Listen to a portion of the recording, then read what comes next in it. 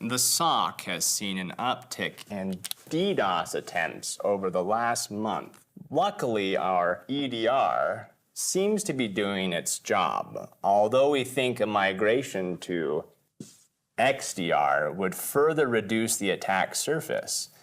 Compliance is up in phishing simulations, but it looks like someone nailed us with a watering hole attack at everyone's favorite gambling website just before the Super Bowl. With all those pwned credentials, we're obviously gearing up for an increase in BECs with our vendors. Not even going to talk about man in the middle. We all know how dangerous that is. Todd! We don't even know what it is you do here. Request for budget increase denied.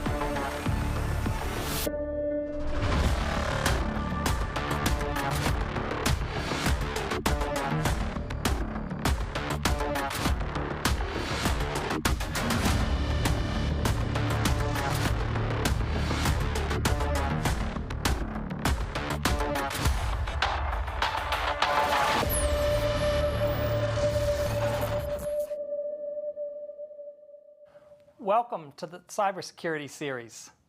I'm so glad you joined us today. I'm still thinking about the opening segment we just saw. I had been considering inviting that guy, Todd, to join us as a guest on one of our future episodes. Now that I've seen his presentation skills, I don't know. Todd, let's talk sometime after this show. If you missed it, please go back and watch it after today's episode is over. It's a real doozy. On a more serious note, by the time we finish today's episode, I hope none of you ever says, for some reason my business executives just don't seem to understand what I'm telling them. Today's episode is Cybersecurity Revealed. It's more than just Phish stories. We'll be talking about how we help business leaders understand the value that cybersecurity practices and professionals bring to the organization. To help us with that, we have a guest who is equally experienced in working in cybersecurity and in effectively communicating in a way that brings his topics to life. He'll share his unique cybersecurity career journey, give us some sage tips on communicating, and share his thoughts on how to achieve success in our careers. We will end with a live Q&A session, so please feel free to enter your questions into the chat as we go along. With that, I'm delighted to introduce today's guest, cybersecurity's greatest storyteller, Jack Rhysider. Jack is the creator and host of the wildly popular podcast, Darknet Diaries, where he routinely explores true stories from the dark side of the internet. Jack's resume reads like some of the redacted reports I saw during my career with the FBI.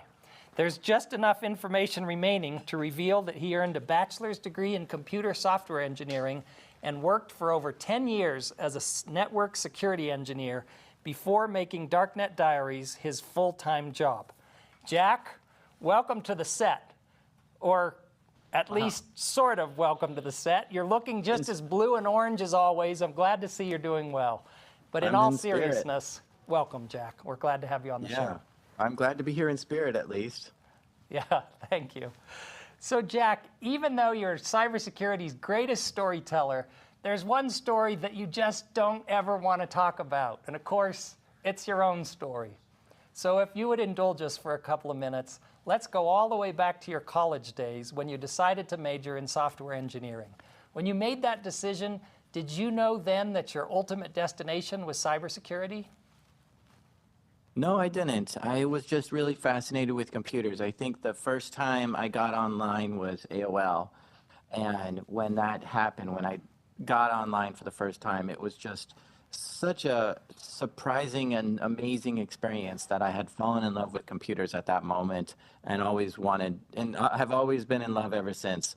So it's just started there, and I just was like super fascinated with it. So yeah, I got a degree doing just computer engineering, which teaches you a little bit about everything. I learned a class on operating system, a class on programming languages, classes on software and hardware and all those different things. And I came out of it not really a master at anything, but it had quite a wide skill set at the end of it. And yeah, it took me a while before I finally got to security, but it was definitely the place I wanted to be, was doing computer stuff.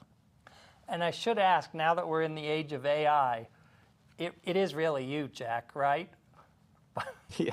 Well, I mean, you see an avatar of me, but it is my voice. That's true. I know it's you. I'm making sure people out there understand too. All right, so back to your story. So then, what led you to your first job in cybersecurity? So I had all these kind of random jobs here and there, and it just wasn't what I wanted. So I went back and I said, okay, what do I need to do to go back into computers? And I got a certificate, a CCNA, Cisco Networking Certificate. And that got me a job at a NOC, Network Operations Center, which gave me a really bunch of, a whole lot of different exposure to different systems, right? I'm logging in and out of all these different kinds of devices, troubleshooting them, trying to figure out what went wrong. Something's wrong with the network, and I'm the first to see it and do, first level troubleshooting on it. So that gave me quite a great experience there. I recommend NOC work for a lot of people, because it just shows you lots of different places that you could be going. And so, with that, I kept on that. I got my CCNP certificate. And then at that point, they were really like, wow, you're serious. You really want to make a career out of this. We've got an opening with a security engineer opening, security network engineer. So I would be looking into firewalls and intrusion detection systems and this kind of thing. And they said, do you want that job? And I said, absolutely. I didn't really know what security was. I didn't even know how to log into a firewall properly, because it was a little tricky. But I took it because I was just like, I like that title, engineer. It's better than, technician that I had. So I jumped in it, and I realized right away that it was really where I needed to be, right? So that background of just knowing a little bit about everything really came through in security, because now I'm understanding. First, I think, is that foundation of knowing all these different systems and how a BIOS works and software works and coding works, and now applying it to, now we got to take it to the next level of securing that. What is the code here that makes this invulnerable? What are the options in the operating system that makes this vulnerable? And so now I'm like, wow, I have this great wide understanding of technology, and it's just coming together in every way, shape, or form to help me.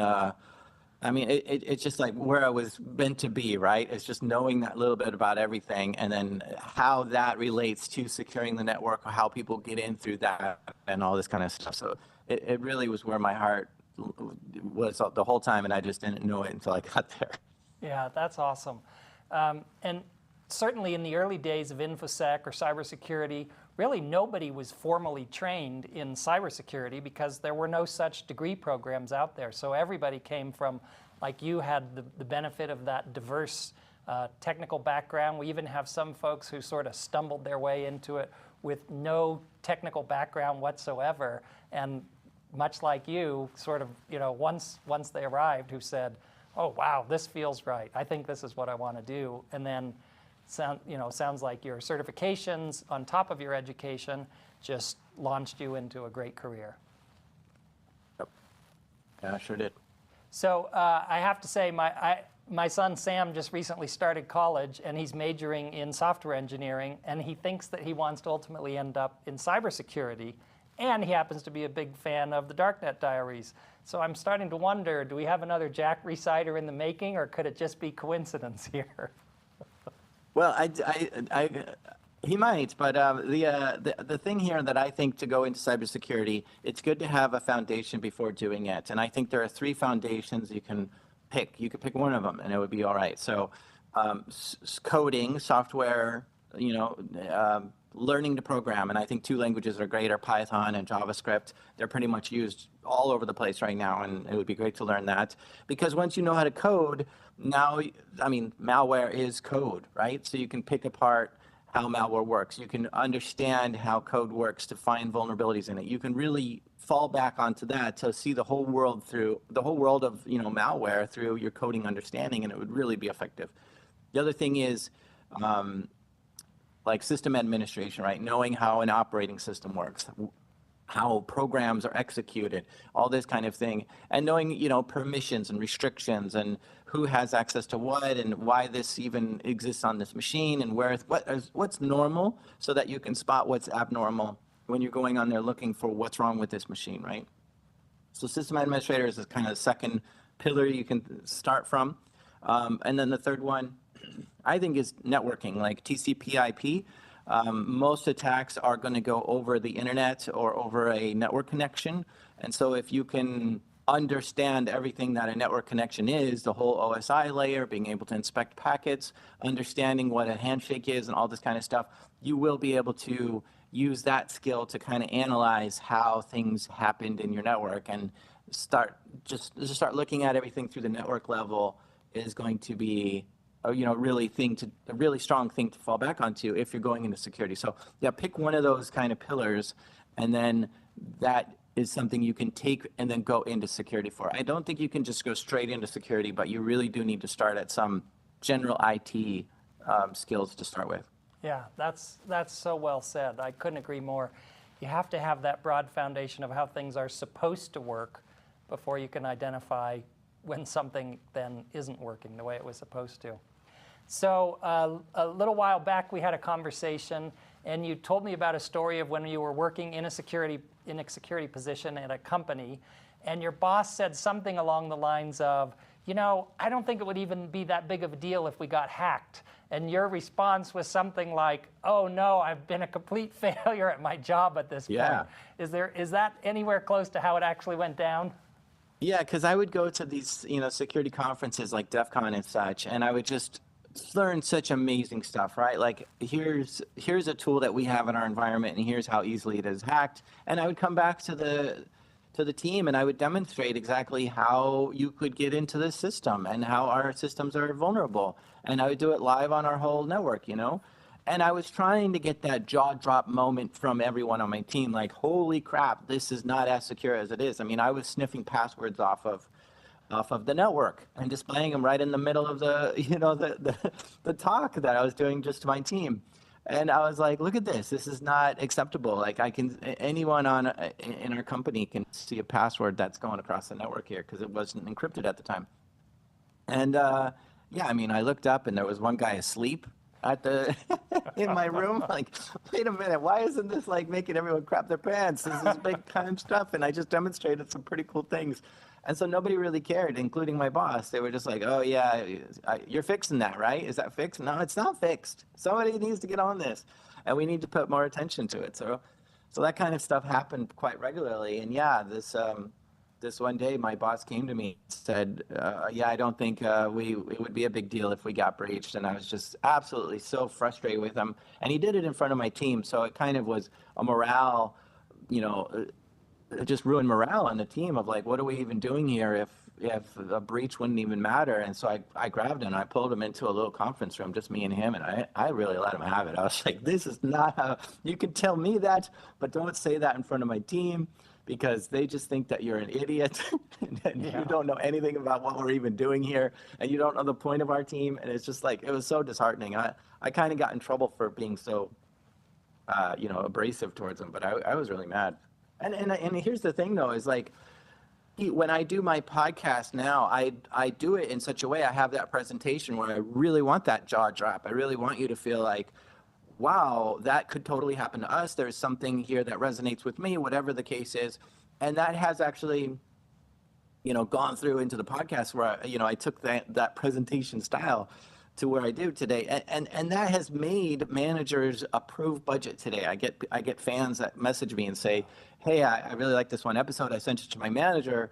They just immediately approved our budget and is like, you can totally buy that system or whatever it is you need. What do you need to secure our network? Because I don't want this to happen to us.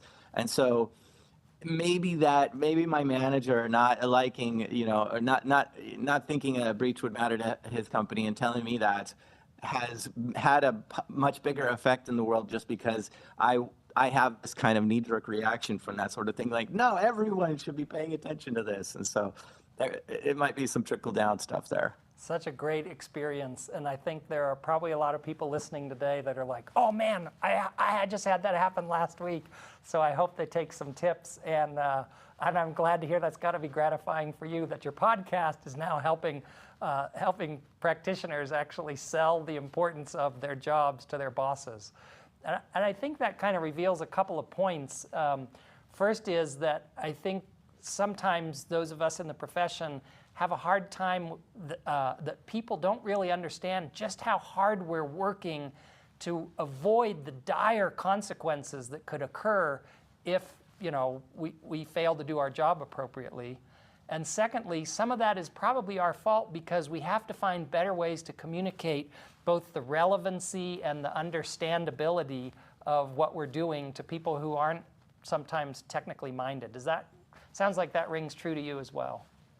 Yeah, for sure. I think even the leaders of our organization, from the cybersecurity team, we sometimes look at them like, oh, they don't get it, they don't understand the importance of security and stuff like this. And I think the leaders are very smart. Lawyers are very smart. They understand a lot of things, and it just comes down to us having the language that they understand and being able to explain things on their level. And it's not dumbing it down for them. It's just coming to their door and saying, hey, this is going to affect the bottom line, the numbers here. This is going to impact our business. Whoa, I want to hear about this, right? It's not just like, a computer got infected, like, oh, how's that my problem, But if you start saying like, hey, we might have to shut down for 2 days, period, like all business is stopped because of, if this happens, then they're gonna understand that in a different way. So yeah, I do think that a very critical skill for cybersecurity professionals is that sort of soft skill of being able to communicate. I think communication is a huge skill to. If you have it properly, you can really go a long way in this field. Yeah, so great. And a great segue to now let's talk about Darknet Diaries. Do you mind sharing us your journey? We learned about your security background. What was the journey that took you to creating Darknet Diaries? Well, I have always had like some sort of creative itch inside me, right? So I was creating apps and video games and blogs and all kinds of things. And, not all of them finished, and most of them didn't finish, and not all of them took off. So I think the only thing that really went anywhere were the few blogs that I had made. And I had a blog that was like a cybersecurity blog. So it was basically like, here's the troubleshooting steps that I did to fix this problem today. And I documented it for myself so that next time when I hit this problem, I could just go back to my notes and might as well have my notes be public, and I would scrub out any IP addresses and stuff that might be private. But it was just a ton of like troubleshooting articles. And that was doing really well. It was like, I had to practice that method of, well, I got to explain this very complicated problem and as simple as a way as possible. And I always hated examples that were like, well, let's throw in 20 different computers just to troubleshoot this one in this example. I'm like, why are all this extra stuff in this example? Why don't we just have one computer? So I always tried really hard to simplify the concepts and the problems and really bring it down to, here's the one command you can do to figure out if you have this problem, or here's the error message that you can, if you have this, then this is your problem. And so I say this because I worked for 7 years trying to break down complicated problems in a very simple, just to describe way. And I think that was kind of the practice before saying it in a microphone, right? And at the same time, I had loved podcasts. I was listening to This American Life and Radiolab and shows like 99% Invisible. And I just love that storytelling aspect of music and interviewing and getting people who were there. And it was just so phenomenal to me. I was just glued to my headphones at times where I was just in it. I was in the story and I was like, this is amazing. And so I wanted that combination of cybersecurity stories have high drama, they have high excitement, there's a lot going on there, and nobody's telling them in a way that's just like, hey, let's add, interviews and music and stuff, almost like a documentary. And so I was like, well, if it doesn't exist, do I have to do it? I don't really want to do it, but I'll read a book and I'll try an episode. So that's what I did. I read a book and I figured out how to podcast, and I made an episode and I sent it to 10 friends. And of course, 6 of them didn't even try listening. But the 4 that did were like, this is great. You really need to make this into a thing. And so I was like, okay, I think I'll give it a try. And after that, I launched it. And yeah, I mean, there's a lot of influence in there, of course, a whole lifetime of people telling me, hey, this is this and that.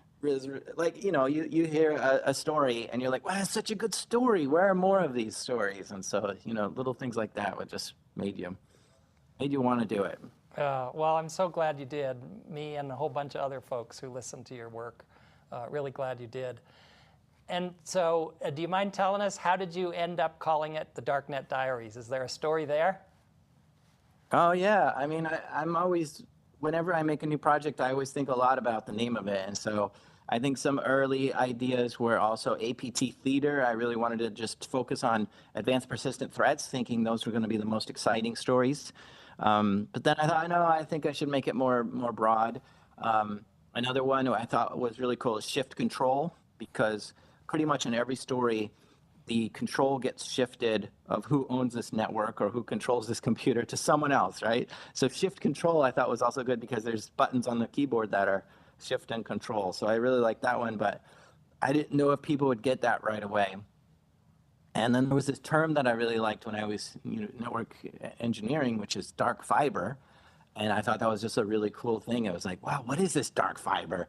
I want to go troubleshoot the dark fiber today. And we had it in our network, so it'd actually come up sometimes. And so I was like, wait, there's like a whole dark network, our network. I was like so fascinated by this. So I just like that term, dark network. And so I kind of took that. So it's not so much the dark web that I was playing off of, but just like the dark side of the network, the darkness in the network, the things that aren't visible like easily, right? And so I took that and I was like, okay, what's the storytelling thing? So Diaries, I guess, works with it. So Darknet Diaries. That's so great. Thanks for telling us that. I suspect perhaps you've gone through a little bit of an evolution of maybe in the early days, working hard to find people and stories to feature on the podcast, to where now with your popularity, you may actually have all kinds of people knocking on your door trying to offer their stories to tell you. Is that been the journey for you? Yeah, I mean, for the first few years, I was just tapping on shoulders like crazy. And the stories I want are the ones that nobody wants to tell, right? So I'll tap on NSA agents and I'll be like, hey, can you tell any story from when you were in the NSA? And they're like, how did you get this number? It was like, it was just people on Twitter and stuff. But, it's just like, absolutely not, no way. And then the more people I start talking to, they're like, I have NDAs, I can't say anything. And I'm just like, okay, I'll just keep going. So that was kind of what I was looking for, is that edge, that line of, these are stories that you probably have never heard. And if you heard it, it's just in person at a conference after a few drinks or something like that, where you're like, holy crap, I can't believe that actually happened. And you never hear that again, right? So that's kind of the caliber I'm looking for. So the easy to grab stories are never the ones that I'm interested in. It's always that mythical story almost, but I want to fact check it to make sure it's true. And so, yeah, it was kind of hard to find those stories. It was really hard. And then after I think a few years of doing this and people kind of got it and what I was working on and stuff, I started getting people coming to me and they're like, I just got out of prison. I don't know who you are, but my friend told me to message you. I'm like, well, this is a good start. What happened to you? Let me see your indictment and stuff. So a few episodes started out just like that. And so now I'm reading indictments and I'm like, oh my gosh, this is an incredible story you have. Thank you for reaching out. Let's get going. And yeah, it just keeps happening from there. A lot of people are bringing me some really crazy stories. And so I do feel like the go-to person to tell your tell-all story now. And it's really honoring. Yeah, that's so great. And you bring those stories just to such vivid life. And also even some of those people, as I listen to them, you can tell they're not bad people. They made some really bad decisions. And you're giving them the respect and the honor of really saying, hey, you did some really crazy stuff, but seems like you learned something from that. And there's so often kind of a good twist on there that I think helps us continue to believe in humanity. So I appreciate it when I hear that from you. Yeah, and I think my attitude there is whatever my knee-jerk reaction is, I want to get my second reaction. So whenever somebody's like, yeah, I DDoSed a hospital or something, what are you, a jerk? Like, how would you do that? And I try to suppress whatever my first reaction is and go with my second of like, wow, you must have been really upset. Yeah. What was it that upset you so bad? And I try to get that second thing and bring that up. And then maybe if my first reaction is still bubbling around in my head, I might bring that up later. But yeah, that's kind of my whole concept is what's my second reaction to this, not my first. Yeah, so great. You've managed to, you've done such a great job of making your stories appealing to a wide variety of people in the audience. I know very accomplished security professionals that are diehard listeners. I know sort of random people that don't know anything about internet security, cybersecurity, or technical things. I'm not saying which one my wife might be in the category of, but I spent 25 years as an FBI agent trying, I'd close a case and I'm like, hey, honey, you should hear about this great case we just finished. And, oh, that's great. Can you help with the dishes? She listens to one episode of Darknet Diaries and suddenly she's telling all of her fans, wow, it's so interesting. You should listen to this. So when you started out, I think you talked about this a little bit, but when you started out with this, did you always intend to be the guy that tells the stories to all audiences? No, but there was something that resonated with me with a talk I heard. I think it was Johnny Xmas and Leslie Carhart was on stage, and they were like, you want to be a rock star in the cybersecurity field, don't try to go to these cybersecurity conferences and impress us, because we probably won't be impressed by your little hack that you've done. What you need to do is go to non-cybersecurity conferences and talk to them about this, and they'll think you are amazing. And that kind of resonated with me, right? So they're like, well, go to Comic-Con and tell them you're a hacker and see what kind of reception you get there. You'll be amazed. And at the same time, you kind of being a champion for cybersecurity, telling people like, okay, well, here's how to secure your stuff, and here's how to stop me from doing it or whatever. And yeah, so to me, I was like, whoa, well, let's make a podcast for people who don't get it. And so they get it. So there's that. But I also had somebody at work who tell me, like, how can you do what you do? It just seems so boring to, like, block a packet or get a packet to travel over the wire. Like, it's not a fun job. And so I kind of want to show how fun this whole job is at the same time, right? Cybersecurity can be such an exciting time and doing all this stuff, even though you never really see any of this. It's just kind of like, a shadow of it, because it's hard to see the bits and bytes of going on across computers, but it's there. And if you put it into context, it's like, wow, that really that's incredible. But you got to have that right context. And so I think that the other thing is that, for people like your wife to get it, or just my dad, he's really non-technical, right? So he's like the worst technical person I've ever met. For him to understand this really does just speak to how much technology we have in our everyday lives. Everyone's got their phone, everyone's got their computer, everyone's troubleshot getting something working on something, right? And they know about the cybersecurity threats just kind of in a general idea of things are getting breached and stuff is getting taken down and stuff.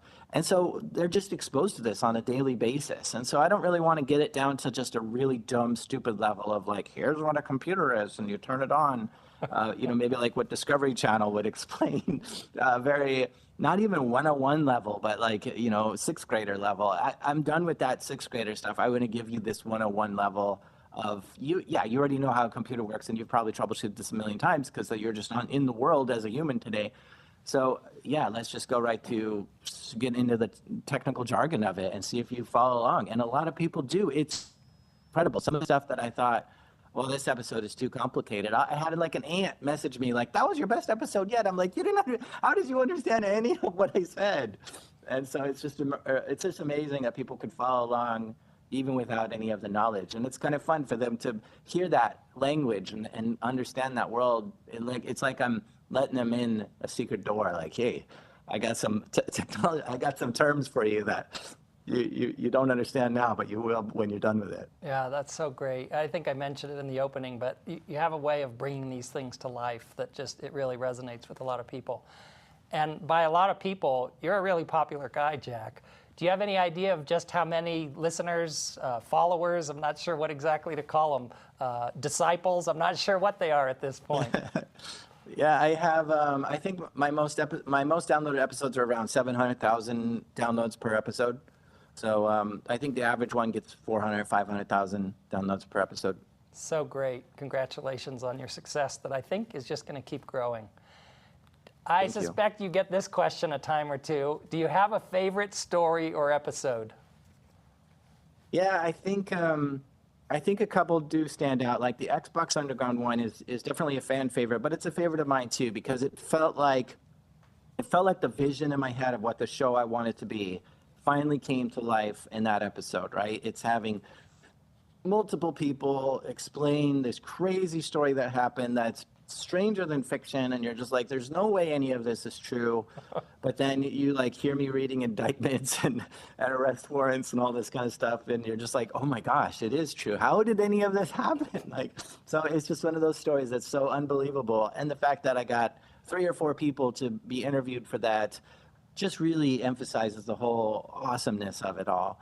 And so that one is really, really a favorite of mine. And it was just really fun to put it all together and see it come together. And of course, it's a favorite for many. And then the other one is Operation Glowing Symphony. And this is another one where I was just like, it was kind of a dream come true to get this episode out. And basically what happened is I was at DEF CON and an ex-NSA agent taps me on the shoulder and is like, would you like a story from the NSA? And I was like, yeah, but NSA's not talking. And he's like, okay, well, I have one for you. And the reason why I can do it is because NPR just busted through all the tape with like FOIA requests and getting, approvals to be able to tell this story. So, the NSA head of the NSA has approved the NSA to tell the story to NPR. And since I'm a big fan of your show, I think we'd like to tell the story to you just the same. And then you can, work on it as well. And I was like, yeah, let's do it. So I never need an exclusive or the first to like crack a story. I'm just happy to get the story at any moment. And yeah, that was the time when NSA explained how they hacked ISIS. And this is fascinating because you never hear them admit to hacking anything. And yet here we are, interviewing someone inside, I think it was US Cybercrime, but it's adjacent to NSA. And it was just one of those like dream come true stories of like, I never thought I'd get someone to tell me this. And here it is right from the horse's mouth. So that was kind of a special one for me. And I was really excited about that. Yeah, so great. Why do you think it is that so many good, upstanding citizens are so fascinated by all the seedy things that happen online? Yeah, I think it's kind of, it gives us this reaction sometimes of like, oh, that's awful. I can't stand that. But then they're staring at it, right? So it's one of those like, what's happening here? I don't understand this. I want to know more kind of thing too. So yeah, I think it evokes some emotions in us. I'm not exactly sure. That's a good question. Yeah, there may be a little bit of that element inside of each of us, but most of us, our morality pushes it aside. Thank heavens. Mm-hmm. So I've heard that the podcast business is all fun and games until it actually becomes your job. Is that true? Like, do the deadlines and everything, at some point, is it like, man, this is a tough job? Can you share anything on that with us? Yeah, I mean, this was the kind of the thing that what I wanted when I was like, building all kinds of things was like some sort of SaaS tool that I could just build once and charge people like a monthly fee and be like, here you go. I don't need to roll out any new updates or do any troubleshooting. It's just a self-contained tool that will work forever. And I was really trying to make that one before I was making this podcast, because then I wouldn't have to do any of this work. But with the podcast now, every single episode is like moving a whole mountain. I've got to go research stories and interview people and fact check it, and then cut up the tape and do the narration and add the sound and then edit it some more and get approvals and all this kind of stuff. And it's just like so much work every single episode. It never becomes like cruise control. It's never relaxed kind of thing. And I think that's That's the biggest thing, that it's like, wow, this is a big challenge. But at the same time, I'm really fascinated with all these stories. And so I think, a lot of people are telling me, I like the show. And I'm like, well, I do too. I mean, that's why I make it as well, is I wanted to hear this. This was to scratch my itch. And I feel connected with my fans simply because I'm a fan with them, right? We both like the same thing. And I think that's kind of, as a big creator, I kind of have to keep that in my head of when fans come up to me or tell me, they like it as well. Instead of it being all on me, like, oh, that's something I've done and that's my accomplishment. Because if that's the case, then when things go wrong, if somebody gives me bad feedback, I'm going to also personalize it and take it like, oh, I did screw up there, or I did say the wrong thing. Oh, I'm such a bad creator.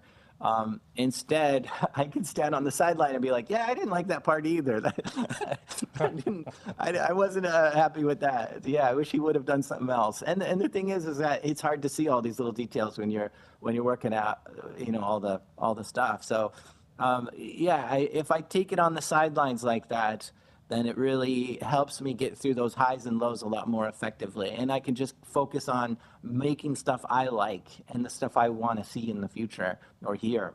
And that's, I think, is the passion is still there for me. That I like these stories. They're really exciting to me. They're really fun to hear and just geek out on. So as long as that passion is there, I think it'll be fun to make them. Yeah, so great. I hope you keep the passion for a long time. Okay, so you've been so gracious to tell us a lot about the story, the one story that you don't love to tell, which is that about yourself. So let's then talk about the cybersecurity professionals that are working right now. Hopefully they're not working too hard that they can't listen to this right now. But I often hear from cyber professionals, hey, my business leaders, they just don't get it.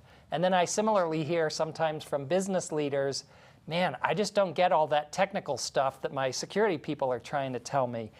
How do you think we bridge that gap? That's a good question. I think we talked about this a little bit already, that communication, being able to communicate with your leaders and being able to speak their language really helps a lot. And the leaders being able to understand our language helps a lot. And so we can speak on common terms and stuff like this. I think a lot of times it comes down to risk, right? And if you can explain, here are the risks involved with this, right? So if you get hit with ransomware, okay, the risk here is that, this is money motivated, they want money. But if you find out that ransomware gang isn't really there for money, they're really Russia, and they're just wanting to hit you because they don't like you for some reason. Now you've got a geopolitical motivation, right? And so now if you can figure that out, now you can explain, oh, hey, I've got a totally different reason why they're hitting us, and the business leaders can understand that in a different way and be like, whoa, hold on a second, we're in their crosshairs. This is an attack for a different reason, and it changes kind of the attitude of how to defend against this, how to work with this, and so it's difficult to cross that gap sometimes. The business leaders don't understand what's going on there, but I like to think of cybersecurity as kind of the brakes of a car. A lot of business leaders might be like, the brakes of the car are going to slow down the car. We can't slow down business and this sort of thing. But I really think that the brakes of a car allow us to go faster. None of us would go over 15 miles an hour if we didn't have brakes on our car. It's the brakes that give us that safety net to slow down when we go fast. And we want to go fast in business. We want to be there and work fast. And so having those brakes just really allows us to go faster. And so you really have to have brakes to go faster. Yeah, That's my analogy. Yeah, really great analogy. You hit it right on the head, Jack. I have a good friend who's been very successful in his business, and he says, look, as a CEO, all I care about is revenues, expenses, and risk. So you really nailed that one.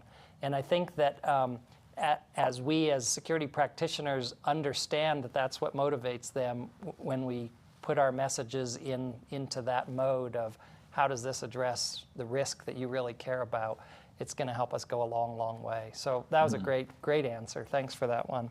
It also reminds me a little bit of when I was a kid, my parents, more frequently than they should have, said, this was right before I was going to get in trouble for something, would say, Paul, it's not what you said, but it's how you said it.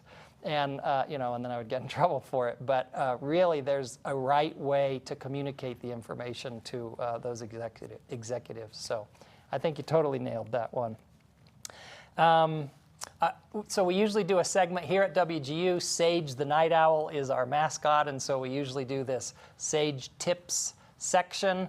Kind of sounds like a bad dad joke, but the Sage Tips. One of the questions I was going to ask you was any of your top tips for how security professionals can be better storytellers. I think we've covered a lot of the things that they would say, but is there anything additional that you would say of you have that knack and that talent of bringing these topics to life or putting them in terms that the layperson may understand? Do you have any other tips along those lines that you would share?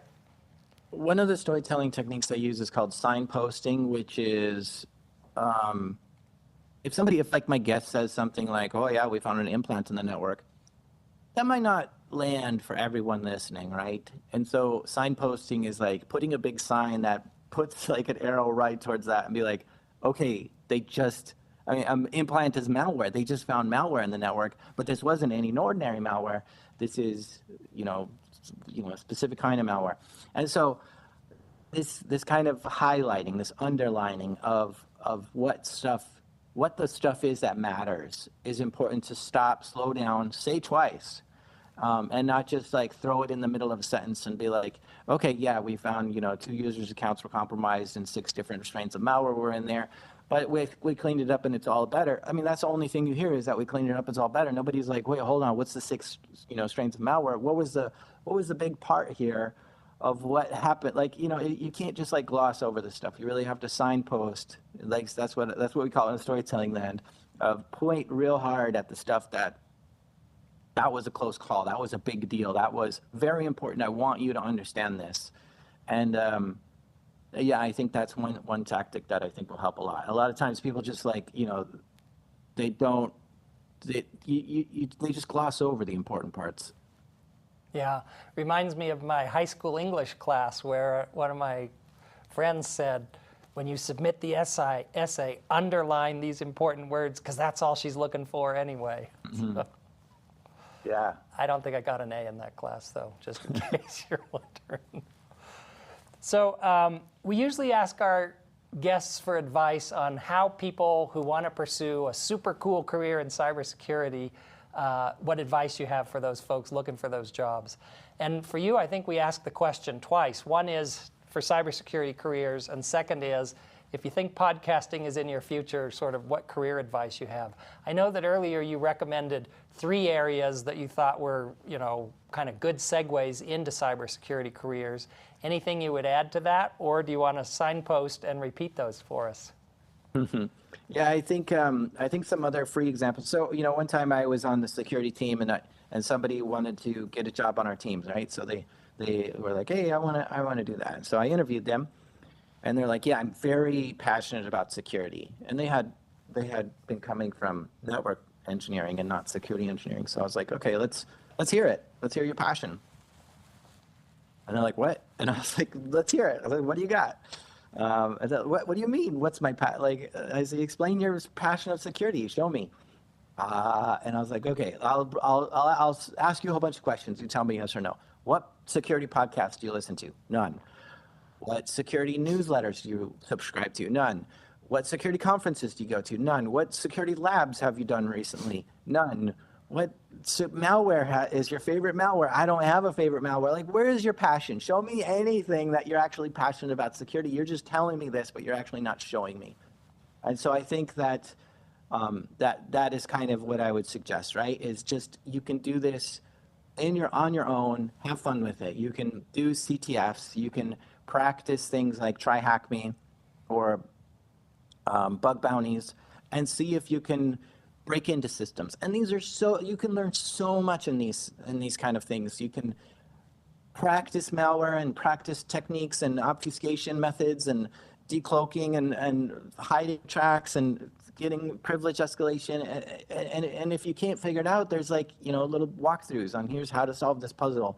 Over the Wire is another really fun CTF to just learn a lot about Linux and how to get around Linux in a whole new way that you never thought was possible. And yeah, I mean, just play with this stuff on your own time and check out some projects on GitHub and be like, oh, that's a really cool hack, that I found on GitHub, exploit or whatever.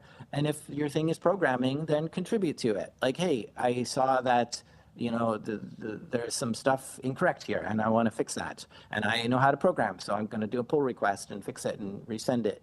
One of the big things for me was playing MUDs when I was growing up, and MUDs were programmed in C. And so it wasn't just a matter of playing the MUD, but it was actually contributing to the MUD. And, it was a video game. And it was like, let's build it. And this was where my passion was video games. And so I was like building video games, and it was great. And so if your passion is cybersecurity, help build the tools. I didn't make the MUD. I just, contributed some lines of codes to it and made some more stuff to it to make it funner, to make it better. And so I absolutely encourage you to kind of, this will make friends. Those people that I was making MUDs with early in those days, I'm still friends with because we bonded on some common, stuff that we liked. So yeah, contributing to GitHub projects that are cybersecurity related is great. There's a ton of recordings, talks on YouTube, right? So listening to any of the conferences, DEF CON, Black Hat, those are good places to start. And then, of course, there's a lot of good podcasts out there that talk about the news. They talk about exploits. They break down different things. So get into some cybersecurity podcasts. And just like some of this, when you hear it, you start picking up on the lingo as well. You don't know how to use, certain words or how they go together in a sentence. And now you're starting to hear it, and you're like, oh, okay, I understand what IOCs mean and TLP and all this kind of stuff that you wouldn't normally be exposed to maybe in your current job or whatever. And so that gives you this extra vernacular to sound smarter, to know what you're talking about, to get, if you're passionate about it, these are the ways that you can just dive in without having to really pay anything or commit to any long-term thing, and you can just start working on it now. Such great advice. And we're just about to jump into the Q&A section, and you answered one of the top questions, which is, I want to get into cybersecurity, but it seems like so many jobs, even entry-level jobs, ask for experience. And you just laid out a great way for people who may not have the actual formal job experience to find these online resources, your Try Hack Me, your Hack the Box, etc., that can grant you that it's really like real life experience, and you can develop some expertise and then go in. And when somebody asks you, hey, what's your passion or what's your experience? Oh, I just did this, that, or the other. And it's okay that it was in a virtual environment on a platform that helps you learn those skills. It really does translate into the real world. Yeah, and I think that there are three things that technical recruiters are looking for cybersecurity jobs. One is experience, which is, do you have any cybersecurity job experience before? And, a lot of us don't when we're starting out, so no. But you do have any other technology jobs, right? So I help desk over here. Oh, cool, that helps. That really helps. So put any other technology job that you had in there. So you only need really one of these things for the recruiter to kind of pass you over to the hiring manager. So a second thing is having certs or degrees or anything like that, right? So you may not have the experience, but you spent 2 months getting your cert, and that kind of shows like, oh, you're serious about this. So you've spent some money, spent some time, you got certified, you're smart enough to understand these concepts. That's another thing that they'd be looking for. And the third thing is that passion that I was talking about earlier of like, yeah, I'm going to these conferences, I'm contributing to this code base, I'm practicing these CTFs, and I'm just doing all this stuff because I just can't stop messing around with it. Recruiters like to see that, right? So you can mention all that stuff on the resume, and that if recruiter sees one of these three things, that's enough to get an entry level interview. I'm not going to say you're going to get hired, but that should be enough to pass through the recruiter and get you to the hiring manager. Yeah, really great advice. I'm glad you mentioned the second one, which is certifications. We had a few questions on, what certs do you recommend, or how important are certs? And I think you just nailed it from my perspective as well, which is certs tend to get you at least through the into an interview, and then what you do after that is up to you. At WGU, often we say, because we work certifications we integrate certifications into our degree program so that students getting a bachelor's degree in cybersecurity or network engineering and security are earning industry certs as they go. And we often say certs help you get jobs, degrees help you get careers. Anything else that you would add to that about certifications or the value of a degree? Yeah, I think the certifications is kind of like one way to get a job, right? It's not the end all be all. Like I said, there's two other kind of things that recruiters are looking for. So get it if you can, but if you can't, you can focus on some other stuff. I think, any cert that has security in the name, of course, is going to be applicable to cybersecurity. So if you want a cybersecurity job, those are the ones to start looking for. Yeah, I don't have solid recommendations just because the landscape changes all the time. It's hard to know Yeah, of course. what's going on today. But yeah, I think with the cert does get you started in some places, and I think what the degree did for me at least is it raised that ceiling of like, here's how high you can go. With a cert, you kind of leveled out at a certain rank, right? But with a degree, you're like, oh, well, that rank, that ceiling just went higher. Now you can go on to, more important roles and stuff like this. And they wouldn't let me get there without a degree. So it did help me become even higher in my organization. Yeah, great. Yeah. Well, this is a person, they heard about your the CCNA and the follow-on cert that you got way back earlier in your career, and they wonder if you have any any study tips on how to ace an exam on the first try. Yeah, Study I think more. yeah. And lots of practice tests. That's my tip. I don't know what your experience was. Yeah, the practice tests, I think, don't always teach you, but they do help you with the exam. It's kind of the strange concept of, are you studying for the exam or are you studying for the knowledge? So the practice test can absolutely help you pass, but they don't always teach you.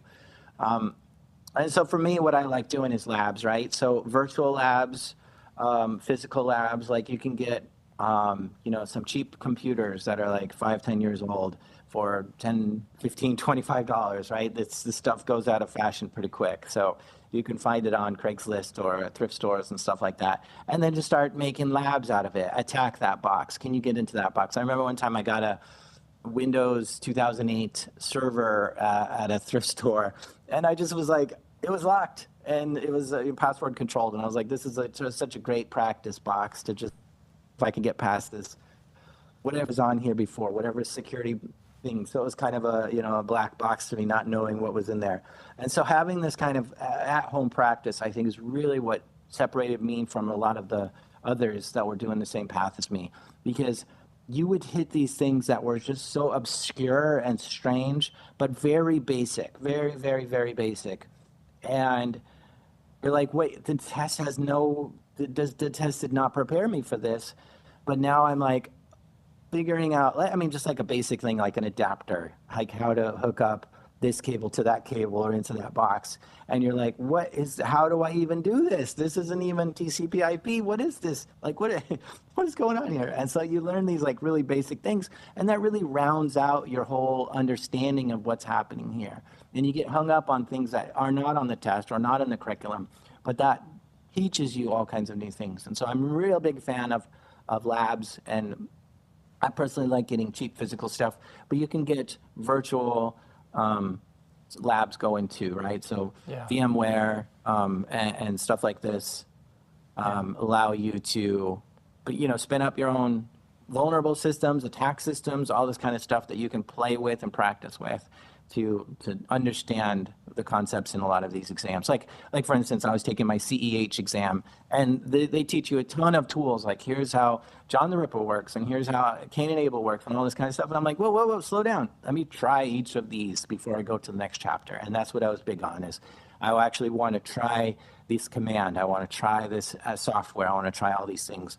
And that helped a lot, because, hold on a second.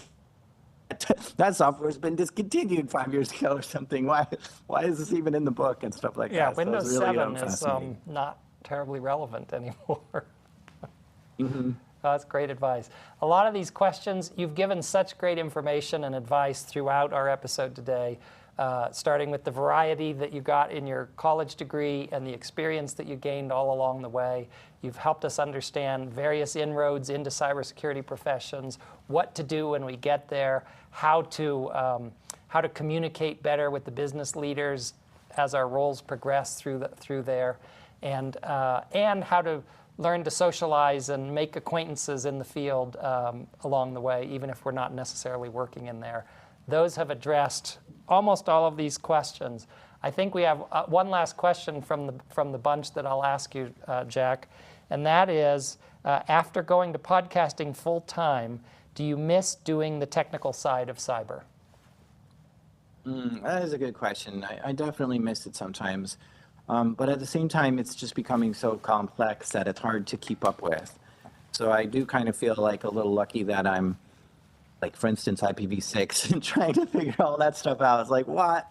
Why is this, like, this is such a complex system? And I've got to figure that out. Like, ugh. And so I would hate to, do a big rollout or, switch over to that or something like that. So it's like, I'm glad I got out before it got too complex. But I do miss getting my hands dirty and trying out new things. So I'll play around every now and then just to keep that blade wet. Yeah, clearly. And your foundation, I mean, you talk about, the packets moving across the wires on the network. And of course, now we're talking about the cloud, or we're talking about hybrid environments. One of my colleagues here, Mike Morris, who's one of our directors, was recently saying there are all these advances, but the basic fundamentals, and especially in the security foundations of defense in depth or layered security, no matter what the technology is, the fundamental sort of what's going on under the hood doesn't really change super dramatically. So, and I have no doubt that you would, if you jumped into it, you would be off and running in days, because you'd be right back in there. Yeah. Well, Jack. Yeah, I do feel like please, go the main ahead. concepts are still there. Yeah, I do feel like I still understand the technology of it all. And whenever I run into something on my show where I'm just like, I don't know that tool, I don't know what you're saying, I will absolutely stop and watch like 10 videos on it and download it and play with it and get to know it before I start talking about it. Thank you for sharing that. So Jack, both to you, Jack, and to you, virtual Jack, who's been with me in the studio for this whole time, thank you so much for spending time with us today. I know that you're so incredibly busy. You have another episode of Darknet Diaries coming out on Tuesday, on the 4th of July. And just thank you for your advice, for being so gracious to spend your time with us today. It's been a lot of fun to have you. And to you who have been listening to us today, thank you for sharing your time with us. I'm sure you really enjoyed all the information that Jack shared with us. Some people have asked where they can find recordings of these episodes or prior episodes. All of the episodes are on our YouTube page. I think there's a QR code that'll pop up after the credits here, or you can search in YouTube for WGU Cybersecurity Series. Also, if you're on LinkedIn, each episode replays once the live version is over and seems to stay on the events page, stays on there forever. And of course, you can hear more from Jack on his outstanding podcast series, Darknet Diaries. Thanks again, Jack. It was so great having you with us today, and I wish all of you a fantastic day. Take care.